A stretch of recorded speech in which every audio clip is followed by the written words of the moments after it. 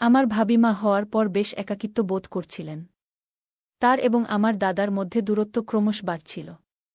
এরই মধ্যে আমি তাদের বাড়িতে যাই, আর আমাকে দেখে ভাবি খুব খুশি হন। একদিন আমি ভাবির ঘরে হঠাৎ করে ঢুকে পড়ি যখন তিনি তার শিশুকে খাওয়াচ্ছিলেন। সেদিনের ঘটনাটি আমাদের দুজনের জন্যই কিছুটা অস্বস্তিকর ছিল। আমি পরিস্থিতি বুঝতে পেরে দ্রুত ক্ষমা চেয়ে বেরিয়ে আসি। এক রাতে ভাবি হঠাৎ আমার ঘরে আসেন। আমি বুঝতে পারলাম তিনি মানসিক চাপে আছেন। কিছু না বললেও তার চোখে ক্লান্তির চিহ্ন স্পষ্ট ছিল। তিনি বললেন, আমার দিনগুলো খুব কঠিন যাচ্ছে, একটু মানসিক সমর্থন দরকার। এরপর তিনি এসে আমার পাশে বসেন। আমরা কিছুক্ষণ কথা বললাম, আমি তাকে সান্ত্বনা দেওয়ার চেষ্টা করলাম। সেই রাতটি আমাদের সম্পর্কের জন্য নতুন একটি অধ্যায়ের শুরু ছিল, যেখানে সহানুভূতি আর বন্ধুত্ব আরও গভীর হয়। আমার ভাবি ছিল অনেক সুন্দর দেখতে। তিনি সব সময় মডার্ন ড্রেস পরতে ভালোবাসত। বিয়ের পর তিনি একটু স্বাস্থ্যবান হয়ে যায়, যা তাকে আরও বেশি আকর্ষণীয় করে তুলেছিল। বন্ধুরা, আজকের গল্পটি অনেক বেশি স্পেশাল, তাই কেউ মিস করবেন না। দয়া করে গল্পগুলো ভালো লাগলে ভিডিওটি লাইক, শেয়ার এবং চ্যানেলটি সাবস্ক্রাইব করো প্লিজ। আমি অনেকদিন পর আমার দাদার বাড়ি যাচ্ছিলাম। সেখানে যাওয়ার আগে জানতাম না যে দাদার স্ত্রী আমার সাথে এমনভাবে সম্পর্ক গড়ে তুলবেন, যা আমাদের দুজনের জন্যই ভালো হবে। তাদের বিয়ের পর থেকে আমি আমার ভাবির সাথে খুব কমই দেখা করেছিলাম। মাঝে মাঝে দাদার ফোনে কথা হলেও ভাবির সাথে তেমন যোগাযোগ ছিল না। দাদার একটি ছেলে হয়েছে, এখন তার বয়স 6 মাস, কিন্তু আমি এখনও ছেলেটিকে দেখতে যেতে পারিনি। তাই কিছুদিনের জন্য সময় বের করে দাদার বাড়িতে যাওয়ার সিদ্ধান্ত নিলাম। বাড়িতে পৌঁছানোর পর প্রথমেই আমার ভাবির সাথে দেখা হলো। প্রথমে তাকে চিনতে পারিনি, কারণ তিনি এখন অনেকটাই পরিবর্তিত, বেশ মোটা হয়ে গেছেন। এরপর ধীরে ধীরে তাকে চিনে ফেললাম। আমি তাকে জড়িয়ে ধরলাম এবং তার বাচ্চাটির সাথে অনেক মজা করে খেললাম। সন্ধ্যায় যখন দাদা বাড়ি এলেন এবং আমাকে দেখলেন, তখন তিনি খুব খুশি হলেন। আমার দাদা, রাহুল দা, আমাদের পরিবারের বড় ভাইদের মধ্যে একজন ছিলেন। আমি ছিলাম পরিবারের সবচেয়ে ছোট চাচার ছেলে, আর রাহুল দা ছিলেন সবচেয়ে বড় চাচার ছেলে। ছোটবেলায় রাহুল দা আমাকে অনেক ভালোবাসতেন, আর পরিবারের ছোট হওয়ায় সবাই আমাকে আদর করতেন। এখন ভাবি যে আমাকে এতটা যত্ন নেবেন, তা আমি ভাবতেও পারিনি। 2 দিন দাদা ও ভাবির সাথে থেকে আমি বাড়ি ফিরতে প্রস্তুতি নিচ্ছিলাম। ঠিক তখনই ভাবি আমাকে থামিয়ে দিলেন। তিনি বললেন, বাচ্চা হওয়ার পর থেকে আমি কোথাও যেতে পারিনি। যদি তুমি আরও কিছুদিন থেকে যাও, তাহলে আমার কিছুটা সাহায্য হবে। তোমার দাদাও কিছুদিনের জন্য বাইরে যাচ্ছেন, তখন তুমি থাকলে আমার জন্য ভালো হবে। আমি তখনই আমার পড়াশোনার পরীক্ষা শেষ করে দাদার বাড়ি এসেছিলাম, আর ছুটিও ছিল। তাই আমি সিদ্ধান্ত নিলাম যে কিছুদিনের জন্য সেখানে থেকে যাই। ওই শহরে আমার কিছু বন্ধুও ছিল, যাদের সাথে দেখা করার ইচ্ছা ছিল। সেই দিন আমি আমার ঘর থেকে স্নান করে বের হলাম। যেহেতু দাদার বাড়িতে থাকার পরিকল্পনা করিনি, তাই বেশি কাপড়ও সাথে আনিনি। আমি দাদার টি-শার্ট খুঁজে বের করার জন্য তার ঘরে যাওয়ার সিদ্ধান্ত নিলাম। ভাবিকে সেখানে কোথাও দেখলাম না, আর দাদাও তখন ঘরে ছিলেন না। মনে হলো ভাবি হয়তো রান্নাঘরে ব্যস্ত, আর দাদা কোথাও কাজে ব্যস্ত ছিলেন। ভাবিকে কাজ থেকে ডেকে আনা ঠিক মনে করলাম না। সাধারণত সবার কাপড় আলমারিতে থাকে, তাই আমি নিজেই দাদার একটি টি-শার্ট নিয়ে নেওয়ার সিদ্ধান্ত নিলাম। আমি দাদার একটি টি-শার্ট পরে নিলাম এবং আয়নার সামনে দাঁড়িয়ে নিজের চুল ঠিক করতে লাগলাম। কিছুক্ষণ পর হঠাৎ পেছন থেকে একজন আমাকে জড়িয়ে ধরলেন। ভাবি হয়তো ভুল করে আমাকে দাদা মনে করে আলিঙ্গন করলেন। আমি দ্রুত তার হাত থেকে নিজেকে ছাড়ানোর চেষ্টা করলাম, কিন্তু তিনি তখনও আমাকে ছাড়তে চাইলেন না এবং আরও শক্ত করে জড়িয়ে ধরলেন। ঠিক তখনই দাদা ঘরে ঢুকলেন এবং ভাবিকে আমাকে জড়িয়ে ধরতে দেখে তার চোখ বিস্ময়ে বড় হয়ে গেল। দাদাকে দেখে ভাবি হঠাৎ পেছনে সরে গেলেন এবং বললেন, তুমি যখন দরজায় দাঁড়িয়ে আছো, তবে তিনি কে? আমি তখন ঘুরে দাঁড়ালাম, আর ভাবি আমাকে দেখে হতভম্ব হয়ে বললেন, তুমি তো রাহুলের টি-শার্ট পরে আছো, তাই চিনতে পারিনি। দাদা এবং আমি দুজনেই এই ঘটনাটি মেনে নিলাম, কারণ আমরা বুঝতে পেরেছিলাম এটি নিছক একটি ভুল বোঝাবুঝি। এরপর দাদা আর কিছু না বলে ঘর থেকে বেরিয়ে গেলেন, আর আমিও সেখানে থেকে সরে এলাম। আমি ঘর থেকে বেরিয়ে যাওয়ার সময় ভাবি আমার দিকে তাকিয়ে মৃদু হাসলেন। ভাবি কি বোঝাতে চাইছিলেন তা তখনও বুঝতে পারলাম না। দুপুর থেকেই দাদা বাইরে যাওয়ার প্রস্তুতি নিচ্ছিলেন, কারণ রাতে তার ফ্লাইট ছিল। রাত 9টার দিকে তিনি ফ্লাইটের জন্য বেরিয়ে গেলেন। এর পরের কয়েকদিন আমি, ভাবি আর তাদের ছোট সন্তান বাড়িতে একাই ছিলাম। দাদা চলে যাওয়ার পর থেকে ভাবির আচরণে কিছুটা পরিবর্তন লক্ষ্য করলাম। সেদিন রাতে তিনি বললেন বাচ্চাটি ঘুমাতে পারছে না, তাই তাকে আমার ঘরে নিয়ে এলেন। বাচ্চাটিকে আমার কোলে রেখে তিনি একটু কাজ সেরে আসবেন বলে চলে যান। কিছুক্ষণ পর বাচ্চার খেলনাটি হাত থেকে ফসকে মাটিতে পড়ে গেল। খেলনাটি তুলতে গিয়ে তিনি নিচু হলেন, আর তখন তার শাড়ির আঁচল সামান্য সরে গেল।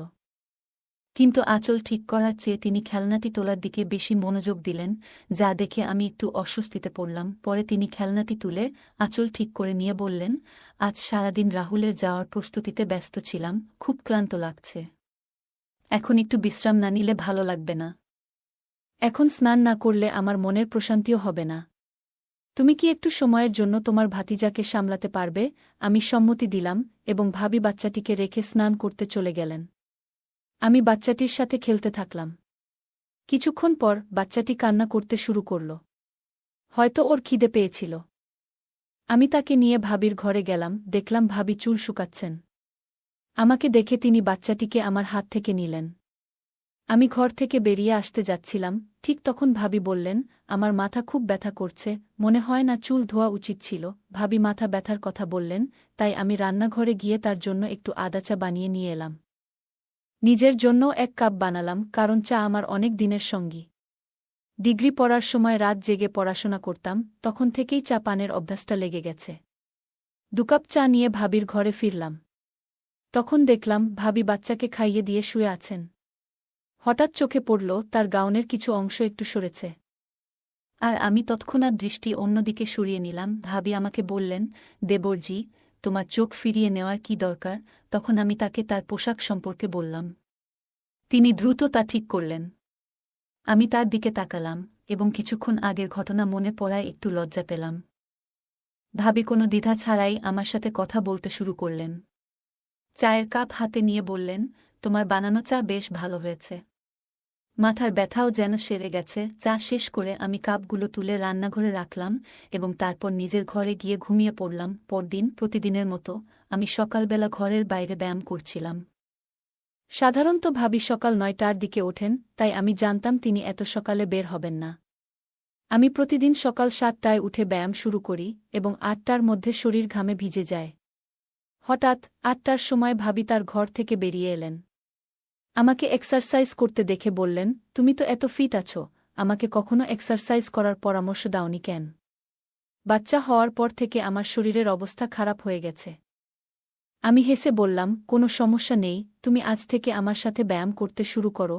তারপর ভাবি শার্ট ও প্যান্ট পরে এলেন, যাতে তাকে একটু অন্যরকম লাগছিল। আমি নিজেকে সামলে নিলাম এবং ভাবিকে ব্যায়ামের ধাপগুলো শেখাতে লাগলাম। এইভাবে আমাদের মধ্যে কথাবার্তা আরও বেড়ে যেতে লাগল। মাঝে মাঝে ভাবি হঠাৎ দুপুরে আমাকে তার ঘরে ডেকে পাঠাতেন, যাতে তিনি কোনো সাহায্য বা পরামর্শ নিতে পারতেন। এরপর একদিন আমার এক বন্ধুর ফোন এলো, যে এই শহরেই থাকত। তাকে বললাম যে আমিও এই শহরে আছি এবং সে আমাকে দেখা করতে জোর করতে লাগল। যখন আমি বন্ধুর সাথে ফোনে কথা বলছিলাম, ভাবি আমার পাশেই বসেছিলেন। আমি বাইরে যাওয়ার কথা বলতেই তিনি আমাকে থামিয়ে বললেন, এখন তো আমরা দুজনই বাড়িতে আছি, তাই তুমি তোমার বন্ধুকে এখানে ডাকো। আমি তোমাদের জন্য ভালো কিছু খাবার তৈরি করব। আমি আমার বন্ধুকে বাড়িতে আসার জন্য ঠিকানা দিলাম এবং ভাবি সেদিন আমাদের জন্য নিজ হাতে খুব সুন্দর কিছু খাবার তৈরি করলেন। আমার বন্ধু সুনীল এলে ভাবি তার সঙ্গে বেশ ভালোভাবে কথা বললেন। কিন্তু সুনীল চলে যাওয়ার পর ভাবি বললেন, তোমার এই বন্ধুকে ভালো লাগেনি।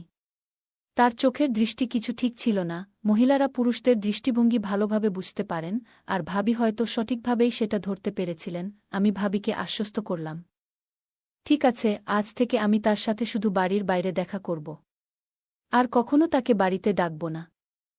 সেই রাতেই বাচ্চাটি খুব কান্নাকাটি করছিল, আর ভাবিও বেশ ক্লান্ত লাগছিলেন। আমি শিশুর কান্নার শব্দ শুনে ভাবির ঘরে গেলাম। তার হাত থেকে বাচ্চাটিকে নিয়ে কোলে নিয়ে শান্ত করার চেষ্টা করলাম। তখন ভাবি বললেন, ভাই, আপনি আমার আর আমার বাচ্চার যত্ন কেমন করে করছেন? রাহুল তো বাচ্চা কান্না করলে পাশের ঘরে গিয়ে ঘুমিয়ে পড়ে, কিন্তু আপনি আপনার ঘুম নষ্ট করে আমাদের পাশে এসে দাঁড়ালেন। তার চোখে জল দেখা গেল। ভাবি বললেন, আমার পেটে অনেক যন্ত্রণা হচ্ছে, আমি ভেবেছিলাম তার জন্য কিছু গরম পানীয় তৈরি করে আনব। তখনই তিনি আমার হাত ধরে বললেন, কিছু আনার দরকার নেই। এটা আমার শারীরিক সমস্যার কারণে হচ্ছে এবং আগামী কয়েকদিন এমনটাই চলবে। ভাবি হঠাৎ করে তার মাথাটা আমার কাঁধে রাখলেন। আমি বুঝলাম সম্ভবত তিনি বেশ ক্লান্ত আর অসুস্থ বোধ করছেন। বাচ্চাটাও তাকে সারাদিন বিরক্ত করেছে। তাকে আরাম দিতে আমি তাকে বিছানায় শুইয়ে দিলাম এবং মাথায় আলতো করে হাত বোলাতে লাগলাম। কিছুক্ষণ পর ধীরে ধীরে তার মুখে আরামের ভাব ফুটে উঠল। কয়েকদিন পর ভাবির শরীর আগের তুলনায় বেশ সুস্থ মনে হল। ভাবি আমার ঘরে এলেন, আজ যেন তাকে দেখতে আরও সুন্দর লাগছিল। তিনি কালো রঙের একটি শাড়ি পরেছিলেন। ভাবি বললেন, ভাই, এই কয়েকদিনে আপনি আমার খুব যত্ন নিয়েছেন। বিয়ের পর থেকে রাহুল কখনোই আমার এতটা খেয়াল রাখেনি। অন্তত আমি মনে করতে পারছি না। আপনার মতো একজন স্বামী পেলে হয়তো আমার জীবনটা আরও সুন্দর হতো। কিন্তু কি করব, আমার ভাগ্যই খারাপ। আমি ভাবলাম, অনেক মহিলাই তাদের স্বামী সম্পর্কে অভিযোগ করেন, হয়তো ভাবিও তেমনি কিছু বলছেন। কিন্তু কিছুক্ষণ পর তিনি আরও কাছে এসে বললেন, ভাই, আপনার কাছ থেকে একটা বড় সাহায্য চাই। তিনি বললেন, গত কয়েকদিনে আপনার কাছ থেকে আমি যে সমর্থন পেয়েছি সেটা কোনোদিন ভুলব না। ভাবি এত সহজভাবে কথাগুলো বললেন যে আমি কিছুটা বিস্মিত হলাম। আমি জিজ্ঞাসা করলাম, ভাবি, আপনি ঠিক আছেন তো? এসব বলার মানে কি? আমি বিষয়টিকে গভীরে নিতে চাইছিলাম না, তাই আলাপ অন্যদিকে ঘোরানোর চেষ্টা করছিলাম। তখন হঠাৎ করে ভাবি কেঁদে উঠলেন।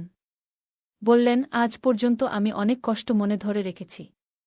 আজ আপনার সামনে সব কিছু খুলে বলতে ইচ্ছে করছে। ভাবি বললেন, তোমার ভাই অনেক দিন ধরে অসুস্থ, আর তার প্রভাব আমাদের ছেলেও সহ্য করছে।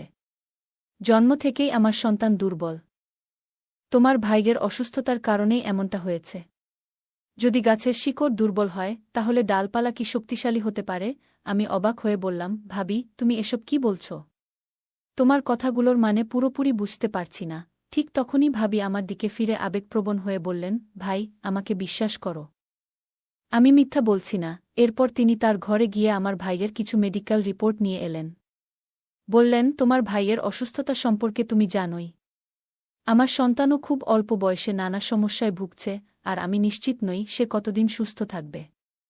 এখন আমাদের কাছে খুব বেশি সময় নেই। তাছাড়া তোমার ভাই তো বাড়িতেও নেই। ভাবি আমাকে গভীরভাবে দেখলেন এবং বললেন, তুমি তো বুঝতে পারছ, এই পরিস্থিতিতে একজন মায়ের কত কিছু চিন্তা করতে হয়। তিনি সাহায্যের জন্য অনুরোধ করলেন। আরও বললেন, আমার এমন এক সন্তানের প্রয়োজন যে সুস্থ এবং শক্তিশালী হবে। আমি জানি তোমার ভাইয়ের থেকে সেটা সম্ভব হবে না। ভাবিকে তখন খুব চিন্তিত দেখাচ্ছিল। আমি একবার তাকিয়ে দেখলাম, তার মধ্যে এক ধরনের বিশেষ কিছু ছিল, যা আগেও আমার মনে কল্পনা এসেছে। যেন তিনি একজন খুবই সুন্দর এবং গুণী মহিলা আমার সামনে দাঁড়িয়ে আছেন। আমি মনে করলাম, এই সময়ে তাকে মানসিকভাবে সাহায্য করা দরকার, এবং তাই তার পাশে থাকার সিদ্ধান্ত নিলাম। আমরা সেই রাত কিছুক্ষণ কথা বললাম, একে অপরকে বুঝতে চেষ্টা করলাম। ঠিক তখন পাশের ঘর থেকে শিশুর কান্নার আওয়াজ পেলাম। আমরা দুজনেই শিশুটির যত্ন নিতে উঠে গেলাম, কিন্তু আমার মনে হচ্ছিল এটা ঠিক হবে না। তাই আমি ভাবিকে বললাম যে সে যেন বাচ্চার দিকে একটু নজর রাখে। এরপর আমি গভীর ঘুমে ঢলে পড়লাম। যখন ঘুম ভাঙল তখন সকাল হয়ে গেছে। আমি ঘুম থেকে উঠে দেখি ভাবি আমার পাশে বসে আছেন। তিনি এখনও সেই একই নাইট ড্রেসে ছিলেন। মনে হলো তিনি রাতে একটুও ঘুমাননি, কারণ আমি উঠতেই ভাবি আমার সামনেই আছেন। তিনি হেসে বললেন, ভাইজা, আপনি তো আমাকে ভালোভাবেই বোকা বানালেন। আপনি রাজি বলার পরেও সরাসরি ঘুমিয়ে পড়লেন। আমি তখন তাকে আলতো করে বললাম, আমাদের জন্য সময় আছে, মাত্র একটা দিন নয়, সামনের 15 দিন আমাদের জন্যই রয়েছে। মনে রেখো, আমরা একে অপরের পাশে আছি। ভাবি নিজে থেকেই আমার দিকে এগিয়ে এসেছিলেন, তবে আমি বুঝেছিলাম এর আগে আমাকে কিছু মানসিক প্রস্তুতি নিতে হবে, কারণ এই অভিজ্ঞতা আমার জন্য নতুন ছিল। সেই দিন আমি সেলুনে গিয়েছিলাম এবং পথে আমার এক বন্ধুর কথা মনে পড়ে। সে বরাবরই মেয়েদের ব্যাপারে বেশ অভিজ্ঞ ছিল, সবসময় কাউকে না কাউকে ইমপ্রেস করার চেষ্টা করত। ভাবির সঙ্গে দেখা করার আগে আমি তার কাছ থেকে কিছু পরামর্শ নিলাম। সে আমাকে কিছু টিপস দিল। রাতে প্রতিদিনের মতো ভাবি আমার ঘরে এলেন। আমি মনে করলাম, বন্ধু একদিন বলেছিল, অনেক মানুষ চকোলেট পছন্দ করে এবং উপহার দিলে সম্পর্কের মধ্যে উষ্ণতা বাড়ে, তাই আমি ভাবিকে একটি চকোলেট দিলাম। তিনি মৃদু হাসলেন, আর সেই মুহূর্তে বুঝলাম তিনি অনেক আন্তরিক এবং অনুভূতিপ্রবণ। তার সঙ্গে কথা বলাটা খুবই মধুর ছিল, এবং সেই দিনটা আমাদের মধ্যে একটি সুন্দর বন্ধুত্বের স্মৃতি হয়ে থাকল। পরের দিন সকালে ঘুম থেকে উঠে নিজেকে খুব সতেজ ও প্রশান্ত লাগল। জীবনের 25 বছরেও এমন অনুভূতি আগে কখনো হয়নি, যা আমাকে গভীরভাবে স্পর্শ করেছিল। সেই অভিজ্ঞতা মনে দাগ কেটেছিল। এরপর থেকে ভাবির সঙ্গে সময় কাটানো যেন একটা অভ্যাসে পরিণত হল। আমরা বিভিন্ন বিষয়ে কথা বলতাম আর তার সঙ্গ উপভোগ করতাম। তবে কিছুদিন পর বড় দাদা বাড়ি ফিরলেন। আমি ভেবেছিলাম হয়তো এখন আমাদের বন্ধুত্বের সেই খোলামেলা মুহূর্তগুলো আর আগের মতো থাকবে না।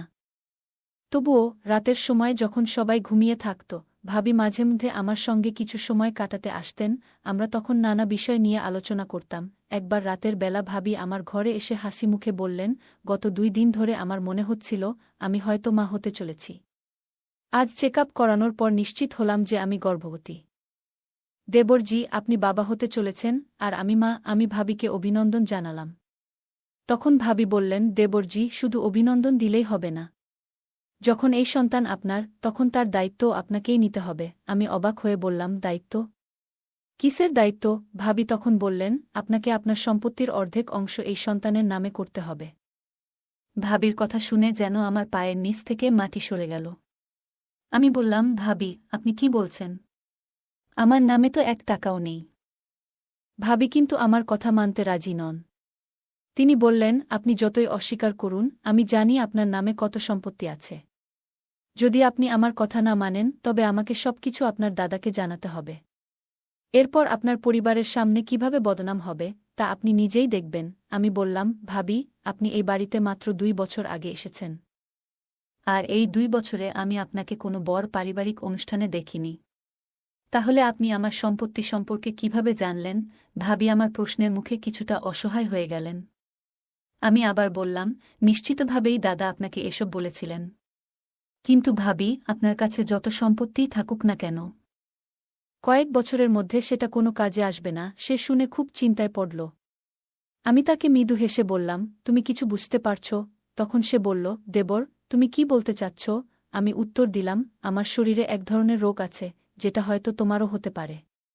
তবে চিন্তা করো না, এটা খুব জটিল কিছু, যা কখনো ঠিক হবে না। আর কিছুদিন পরেই আমি মারা যাব, সাথে তুমিও। তাই আমি আমার সম্পত্তির এক অংশ তোমার নামে লিখে দিতে চাই। সে তখন খুবই অবাক হয়ে গেল। তার মুখ লাল হয়ে উঠল এবং বলল, এই কি বিপদে পড়লাম আমি। তারপর সে তার স্বামীকে জোরে জোরে ডাকতে শুরু করল। দাদা সঙ্গে সঙ্গে ঘরে চলে এলো, যেন বাইরে দাঁড়িয়ে সবকিছু শুনছিল। তখন ভাবি তার স্বামীকে বলল, আমি সম্পত্তির জন্যই তোমার ভাইয়ের কাছে এসেছিলাম। কিন্তু আমি জানতাম না যে তার শরীরে এই ধরনের সমস্যা রয়েছে। এখন আমাকে কি করতে হবে? এরপর দাদা আর ভাবির মধ্যে তর্ক শুরু হয়ে গেল। আমি সব বুঝতে পারছিলাম যে ভাবির পরিকল্পনাটি সঠিকভাবে সফল হয়নি। ভাইয়ের সাথে ভাবির প্রথম পরিচয় এবং এরপর যা ঘটেছিল, সবকিছুই এখন পরিষ্কার হয়ে গেল। সে খুব লোভী, আর সেই কারণেই ভাইয়া তার থেকে দূরে সরে গিয়েছিল। তার স্বার্থ ছাড়া সে কারো কাছে আসে না। রাহুল ভাই আমাকে শুধু ভাবির ব্যাপারে সতর্ক করেছিল। কিন্তু সেদিন রাতে দাদার আসল চেহারাটাও আমার সামনে উন্মোচিত হল। তারা দুজন মিলে আমাকে ঠকিয়ে আমার সম্পত্তি হাতিয়ে নেওয়ার পরিকল্পনা করেছিল। আমি দাদাকে বললাম, দাদা, তুমি এতটা নিচে নামতে পারবে তা আমি ভাবতেও পারিনি। তুমি কিভাবে তোমার স্ত্রীকে অন্য পুরুষের সঙ্গে সম্পর্ক রাখতে দাও? শুধু টাকার জন্য তুমি নিজের ভাইয়ের সঙ্গে প্রতারণা করছ। আমি ভেবেছিলাম আমার দাদা এখনও আমাকে নিঃস্বার্থভাবে ভালোবাসে। কিন্তু আমি ভুল ছিলাম। আমার কথা শুনে দাদা চুপচাপ মাথা নিচু করে দাঁড়িয়েছিল। আর ভাবির চোখে তখন জল। আমি তখন ভাবিকে সত্যিটা জানিয়ে দিলাম। আমি বললাম, ভাবি, তোমার চিন্তা করার দরকার নেই। আমার কোনো গোপন রোগ নেই, আর আমি তোমার সঙ্গে কিছুই ভুল করিনি। যখন তুমি আমার কাছে আসতে, আমি তোমাকে চকোলেট খেতে দিতাম, যাতে ঘুমের ওষুধ মেশানো ছিল। তুমি যখন ঘুমিয়ে পড়তে, আমি ঘর থেকে বেরিয়ে যেতাম। যদি তুমি আমার কথা বিশ্বাস না করো, তাহলে সেই গোপন ক্যামেরার ফুটেজ দেখে নাও, যেটা তুমি আমার উপর নজর রাখার জন্য বসিয়েছিলে। সবকিছু পরিষ্কার হয়ে যাবে। এরপর দাদা ও ভাবি আমার কাছে ক্ষমা চাইতে শুরু করল। কিন্তু তাদের ক্ষমা করার মতো আমি আর কোনো ইচ্ছা রাখিনি। তারা যা পরিকল্পনা করেছিল তা আমাদের পরিবারেও ছড়িয়ে পড়েছিল এবং সবার সঙ্গে তাদের সম্পর্ক ভেঙে গেছে। এখন তারা একেবারে একা হয়ে গেছে, তাদের কর্মের ফল ভোগ করছে। বন্ধুরা, আজকের দিনে মানুষ তার নিজের রক্তের সম্পর্ককেও ভুলে যাচ্ছে শুধুমাত্র টাকার জন্য। সত্যিই কি টাকা সম্পর্কের চেয়ে বেশি মূল্যবান হয়ে গেছে? গল্পটা কেমন লাগলো জানাতে ভুলবে না। আরও মজার মজার রোমান্টিক গল্প শুনতে চাইলে ভিডিওটি লাইক শেয়ার এবং চ্যানেলটি সাবস্ক্রাইবই করতে এবং বেল আইকনটি ক্লিক করতে ভুলবে না। ধন্যবাদ।